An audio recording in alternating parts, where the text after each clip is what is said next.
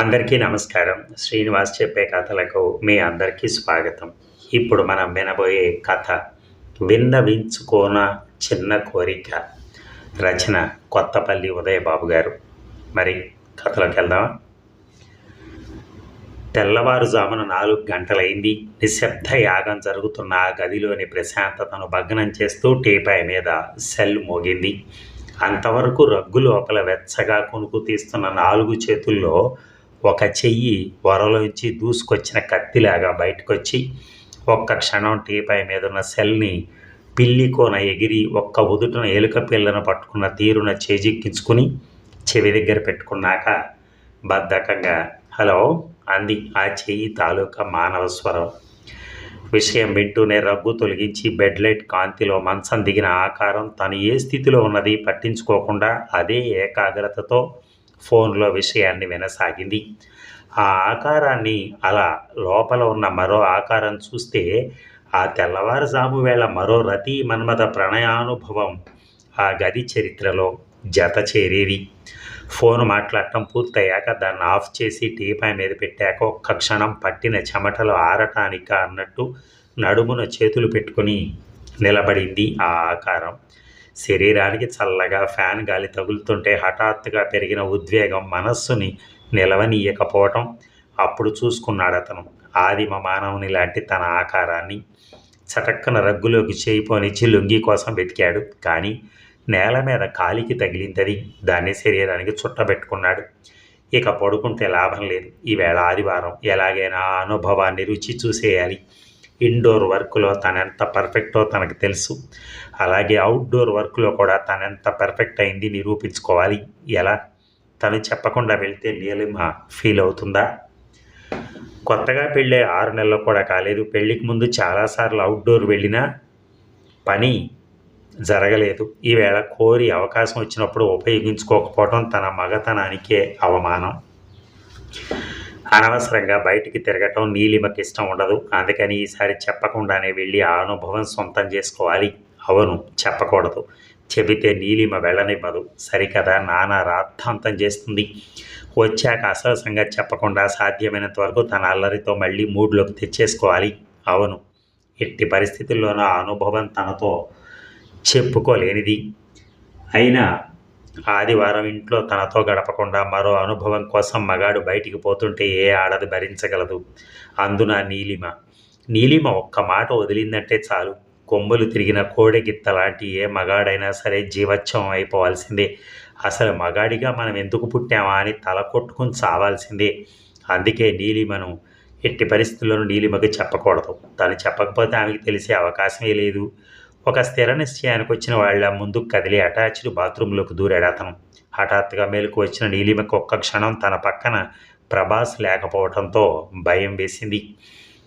బాత్రూంలోంచి నీళ్ల శబ్దం వినిపిస్తోంది. 3 రాత్రుల అనుభవాన్ని ఒక్క రాత్రి రుచి చూపించి ఒంటిని తాను ఏ బ్యూటీ క్లినిక్ వెళ్ళి మసాజ్ చేయించుకోవాల్సిన అవసరం లేకుండా ఎప్పుడూ రక్త ప్రసరణ సజావుగా సరిగి శరీరం తన బిగువును ఏమాత్రం సడలనీయకుండా చేయటంలోనూ చేయించుకోవటంలోనూ అతని తర్వాతే ఎవరైనా. ఆడదాని బాడీ లాంగ్వేజ్ తెలుసుకోవాలనే ప్రయత్నం చేసే మగవాళ్ళు చాలా తక్కువ. అలాగే మగవాడి బాడీ లాంగ్వేజ్ని తెలుసుకునే అవకాశం లేని ఆడవాళ్ళ సంఖ్య కూడా చాలా చాలా తక్కువ. కానీ ప్రభాస్ తనకు ముందు నేర్పింది అతని బాడీ లాంగ్వేజ్. అందులో తను పరిపూర్ణురాలయ్యాక అతనిని తన గురించి తెలుసుకోవటం చాలా తేలిక కావటమే కాదు, కింగ్ ఆఫ్ కింగ్స్ అయిపోయాడు అతను. పెళ్ళైన 6 నెలల్లో అతనితో తన ప్రతి క్షణపు అనుభవం మనోముద్రితమే. ఆ మానవ గ్రంథంలో మధ్య మధ్యలో మర్చిపోలేని మరపురాని ఛాయాచిత్రాలు. అతడు ఏ పని చేసినా అందులో దేశ రక్షణకు కంకణబద్ధుడైన సైనికుని లక్ష్యం ప్రతిఫలిస్తుంది. అంతటి ఏకాగ్రతతో చేసే అతని పనితనం అంటే తనకు వల్లమాలని ఇష్టం. ఎప్పుడు 6 దాటినా లేవని అతను ఇంత పొద్దున్నే లేవటం ఆమెకు ఆశ్చర్యం వేసింది. అయితే ఇతనికి early to bed early to rise good habit నేర్పటం చాలా తేలికే.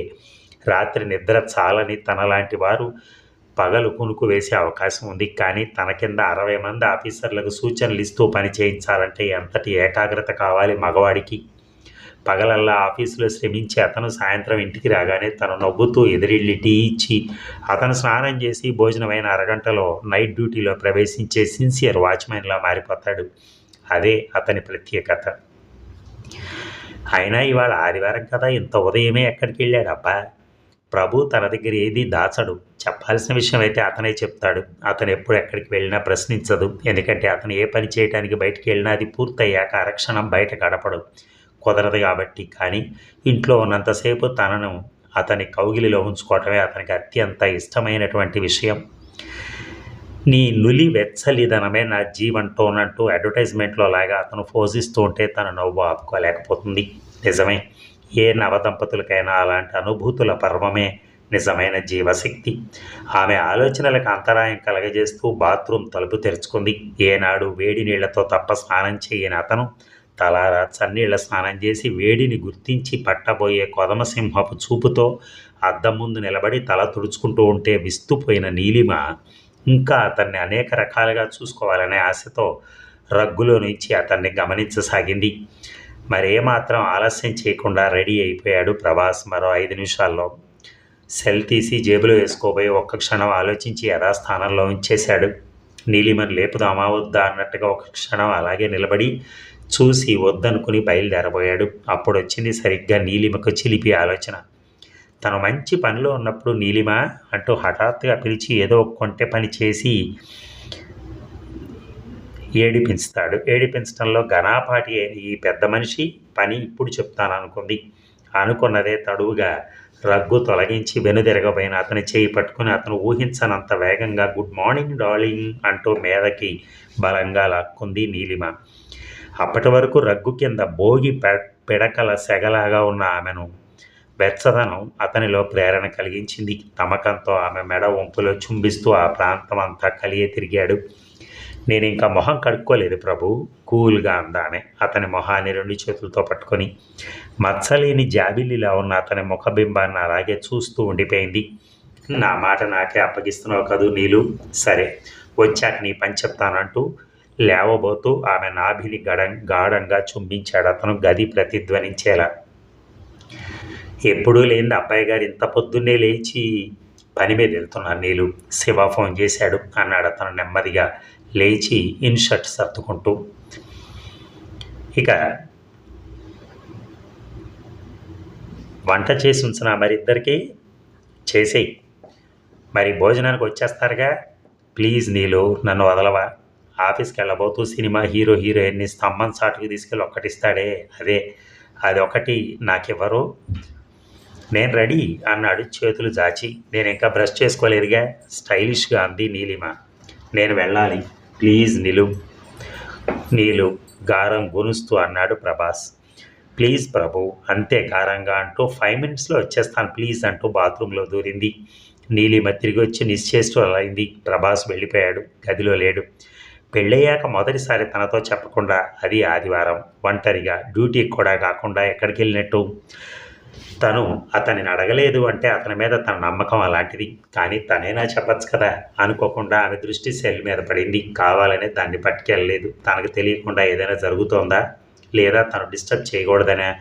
పెళ్ళైన మొదటిసారి ఆమె కళ్ళు ఆర్ద్రమయ్యాయి. ఆలోచిస్తూ అలాగే కోలు పడిపోయింది కాట్ మీద. ఇక నీలిమకు క్షణమకు యుగంగా గడవసాగింది. ప్రభాస్ వెళ్ళిపోయిన దగ్గర నుంచి లేచి కాఫీ కలుపుకొని తాగాలని కూడా అనిపించలేదు. అతను లేచిన దగ్గర నుంచి తన వెనకాలే ఉంటూ ఏదో జోక్ చెప్పి నవ్విస్తూ, మధ్యలో కొంటె పని చేసి అల్లరి చేస్తూ ఏ చెయ్యో తెగిందని నాటకమాడి తను హడావిడి పడుతూ ఉంటే చూసి పకపక నవ్వుతూ ఇల్లంతా ప్రతిధ్వనించేలా కోతి వేషాలు వేస్తూ ఉంటే తను అన్ని పనులు పూర్తి చేసుకోవటం అలవాటు. ప్రతి అల్లరి చేష్టకి ఒక ఫోటో జ్ఞాపకం బహుమతి. రకరకాల వేషాలు వేయటంలో తనకు తానే సాటి. 2 నిమిషాల్లో రౌడీలాగా, మరో 2 నిమిషాల్లో ఇందిరాగాంధీలాగా, మరో 2 నిమిషాల్లో యేసుక్రీస్తులాగా చిన్న చిన్న మార్పులతో ఆయా వ్యక్తులను తలపించడంలో అతను కడు నేర్పరి. ఒక్కోసారి షార్ట్ బొందెక్కించి పెట్టమనే చంటిపిల్లాళ్ళ గారం చేయటంతో పాటు మరొకసారి పంచా కండువాతో మామగారిలాగా హూంకరించడం వరకు ఎన్నో విధాలుగా తనను మురిపించిన అతను ఈవేళ ఇలా ఇంట్లో లేకపోవడంతో ఏం చేయాలో తోచలేదు నీలిమకి. 10 దాటేలోగే అతను శివతో పాటు భోజనానికి వచ్చేస్తాడేమోనని ఉద్దేశంతో తనకెంతో ఇష్టమైన పాప్ సాంగ్స్ వింటూనే వంట పూర్తి చేసింది. టీవీ ఆన్ చేసింది. ఎక్కడ చూసినా పిచ్చి సినిమాల గోల. అది అభిమానం కాదు, పిచ్చి. ఆ సినిమా ప్రకటనలకు అంతులేదు. ఏ ఛానల్‌లో అయినా ఉదయం లేస్తూనే గంట సేపు ప్రభాత సేవ, తర్వాత 20 గంటల పాటు సినిమాల గోల. ఈ మధ్య ప్రతి డైలాగును 2 సార్లు రికార్డ్ చేసి మెదడులోంచి నరాల చివరదాకా పాకేలాగా పిచ్చెక్కించేస్తున్నారు. దైవానికి ప్రశాంతంగా 2 నిమిషాలు కూడా నమస్కరించుకుందామంటే లేదు. మన ఇంట్లో టీవీ కట్టేసినా పక్క వాళ్ళ టీవీ గానీ, ప్రశాంతంగా ఉన్న కాలనీలో ఎదురుగా ఉన్న టీవీ గానీ అలా వాగుతూనే ఉంటుంది. అదే ఒకటికి 10 సార్లు హోరెత్తించేయటం వల్ల చెవిలో జోరీగలాగా వద్దనుకున్న అవే తిరుగుతూ ఉంటాయి. ఇక భరించలేక టీవీ ఆఫ్ చేసింది. అసలు ప్రభాస్ ఎక్కడికెళ్ళుంటాడు? టైం చూసింది. 12 దాటింది. ప్రభాస్ రాలేదు. నీలిమకు ఆకలి లేక అన్నం తినలేదు. లేచి ఆఫీస్‌కు ఫోన్ చేసింది. రింగ్ అవుతోంది. తన పిచ్చిగానే ఆదివారం ఆఫీస్‌లో ఎవరుంటారు? రింగ్ కట్ అయ్యి డయల్ టోన్ వచ్చింది. తెలుసున్న ఫ్రెండ్స్ ఇళ్లకు ఫోన్ చేసి కాసేపు కబుర్లు చెప్పింది. వాళ్ళు అవి ఇవి మాట్లాడుతూ ఉంటేనే పలానా సీరియల్‌లో పలానా ఎపిసోడ్ చూసారా? నేను మిస్ అయ్యాను. ఏమైందో మీరు చూస్తే చెప్పరా అని అంతా అంటూ ఉంటే వెధవ టీవీ సీరియళ్ళ గోల అంటూ నుదురు కొట్టుకుంది నీలిమ. పోనీ శివన్న ఇంటికి ఫోన్ చేస్తే అతని భార్య ముందు లోకువైపోతానేమో అని భయం. అయినా విషయం తెలుసుకోవటం కోసం శివ ఇంటికి ఫోన్ చేసింది. ఆయన ఉదయమే వెళ్ళిపోయారండి. ఎక్కడికి వెళ్ళినా మా వారు నాతో చెప్పరు నీలిమ. నేను కూడా అడగను. ప్రతి చిన్న విషయంలోనూ మనం వారిని ప్రశ్నిస్తే వారికి చిరాకు పుట్టి ఇంటికి రావడం మానేస్తారని మా బామ్మ చెప్పేది. కొన్ని విషయాల్లో చూసి చూడనట్టు పోవటమే మంచిది. ఎలాంటి మగాడైనా సంసారం అనేది ఉంటే మాత్రం రాత్రి ఏదో వేళకనగా కొంప చేరతాడు. అతని గురించి మనం కడుపు కాల్చుకునే కన్నా ముందు మన కడుపుకింత తింటే వాడికి పెట్టడానికి, లేదా వాడి చేత తన్నులు తిని ఏడవడానికైనా ఓపిక ఉండాలి కదమ్మా! మీ వారు, మా వారు మంచివాళ్లే అనుకో అంటూ ఏదో చెప్పబోతుంటే లైన్ కట్ అయినట్టుగా ఫోన్ కట్ చేసేసింది నీలిమ. పొరపాటున ఫోన్ చేస్తే చాలు జీవితం అంటే ఇంత భయంకరంగా చిత్రించేవాళ్ళు కూడా ఉంటారన్నమాట. 2 దాటింది. ప్రభాస్ రాలేదు. నీలిమ భోజనం చేయలేదు. ఫ్రిడ్జ్‌లో నీళ్లు తాగి మంచం మీద వాలిపోయింది. సాయంత్రం 4, 6 కూడా దాటింది. రాలేదు. నీలిమ లేచి అల్లం వేసిన టీ చేసుకుని సిప్ చేయసాగింది. సెలవు రోజున ఎప్పుడూ అతను తనను ఒంటరిగా విడిచి ఉండలేదు. ఏమిటో అంతా శూన్యంగా అనిపించింది నీలిమకి. అతను కేవలం కొన్ని గంటలు లేకపోతేనే అలా ఉంది తన పరిస్థితి. నిజంగా అతనికి ఏదైనా అయితే? ఆ భయంకర ఆలోచనకే ఆమె ఆపాదమస్తకం వణికిపోయింది. కళ్ళల్లో గిర్రున నీళ్లు తిరిగి బుగ్గల వెంట జలజల రాలిపోయాయి. మనిషి అధైర్యపడినా కళ్ళ నీళ్లు పెట్టుకున్నా చేతగానితనంగా భావిస్తాడు ప్రభాస్. అలాంటి సమయంలో ధైర్యంగా ఉండటం కోసం, సంయమనంతో జీవించడం కోసం వివేకానందుని జీవిత చరిత్ర చదవటం అలవాటు చేశాడు. టీ తాగడం పూర్తయ్యాక ఆ పుస్తకం చదువుతూ ఉండిపోయింది నీలిమ. సుమారు రాత్రి 8:30 అవుతుండగా ప్రభాస్, శివ వచ్చారు. శివ వెంటనే వెళ్ళిపోయాడు. అతన్ని వెళ్ళనిస్తూనే ప్రభాస్ని బల్లిలా ఖర్చుకుపోయి వెక్కి వెక్కి ఏడవసాగింది. ఏయ్ నీలు, ఏమిటిది? ఏమైనా అశుభవార్త విన్నావా ఏమిటి? చలించిపోయాడు ప్రభాస్. మన పెళ్ళయ్యాక అమ్మా నాన్నలను కూడా గుర్తు చేసుకోవాల్సిన అవసరం లేనంతగా నన్ను హిప్నటైజ్ చేసేసి ఇప్పుడు ఏం జరిగిందని అడుగుతున్నావా? చూడు, ఇప్పుడు ఏం జరిగిందని కన్నీళ్లు పెట్టుకున్నావు? నేను బాగానే ఉన్నానా? బాగా ఉన్నానా లేకపోతే ఉండకూడదనా? సీరియస్గా అడిగిన ఆ మాటలకు ఆమె వెంటనే కళ్ళు తుడుచుకుని ఒక చేత్తో అతని నోరు మూసింది. పొరపాటునైనా అలా అనకు ప్రభు. నువ్వు లేకపోతే నేను అరక్షణం బ్రతకలేను. ఆ చేతిని సున్నితంగా తప్పిస్తూ ఆమె నడుం చుట్టూ చేతులు వేసి అడిగాడు. నువ్వు లేకుంటే నేను అరక్షణం బ్రతకగలనా? ఆడది అకారణంగానే కాదు సకారణంగా కంట తడిబెట్టినా అది మగవాడి అభివృద్ధికి అపశృతి అవుతుంది. ఒక మగవాడి విజయానికి ఆడది వెన్నుతట్టి ప్రోత్సహించాలి కానీ ఇలా కంటతడి పెట్టకూడదు. నా పరోక్షంలో నువ్వు నా గురించి ఆలోచిస్తూ ఉంటావని నాకు తెలుసు. సరే కానీ ఆకలేస్తోంది, అన్నం పెడతావా అన్నాడు అతను ఆమె బుగ్గకు తన పెదవులు ఆంచుతూ. అలాగే, మీరు వచ్చేసారు, నాకు అదే చాలు. స్నానం చేసి రండి. పొద్దున్న నుంచి నేనేమీ తినలేదు, నాకు ఆకలిస్తోంది. అతను ఇంకా పట్టు బిగించబోతే బలంగా అతని నుంచి విడివడి కిచెన్లోకి పారిపోయింది. ఇక పక్క మీద వాలుతూనే తనను హత్తుకుపోయే ఆమె అటు తిరిగి పడుకోవడంతో ఆశ్చర్యపోయాడు ప్రభాస్.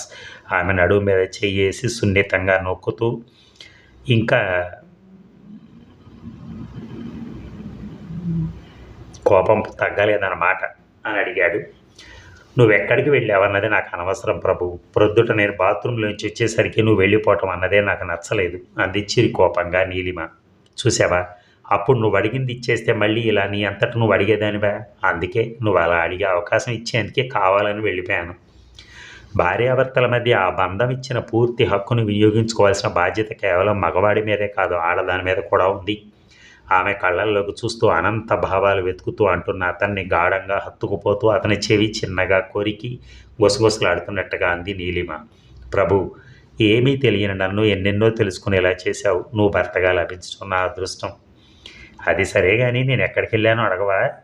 అది నాకు అనవసరం. అవసరమైతే నువ్వు నాతో చెప్పకుండా ఉండవు.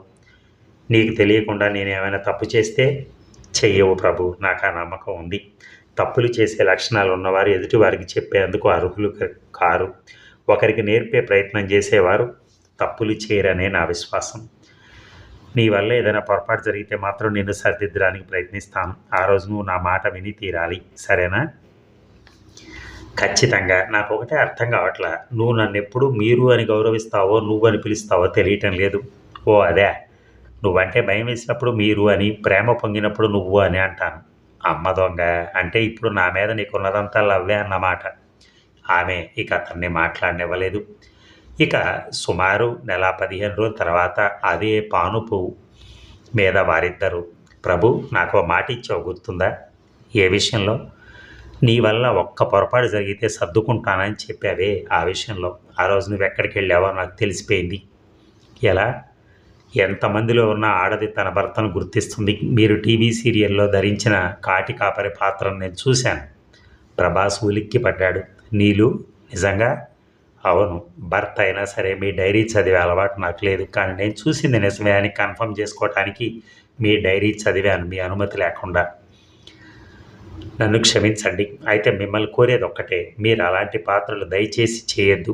ఏపీ గ్రిడ్లో ఎలక్ట్రిక్ చీఫ్ ఏఈగా పనిచేస్తూ సుమారు 50,000 జీతం తెచ్చుకుంటున్న మీరు అలాంటి చిన్న చితకా పాత్రలు చేయటం నాకు ఇష్టం లేదు.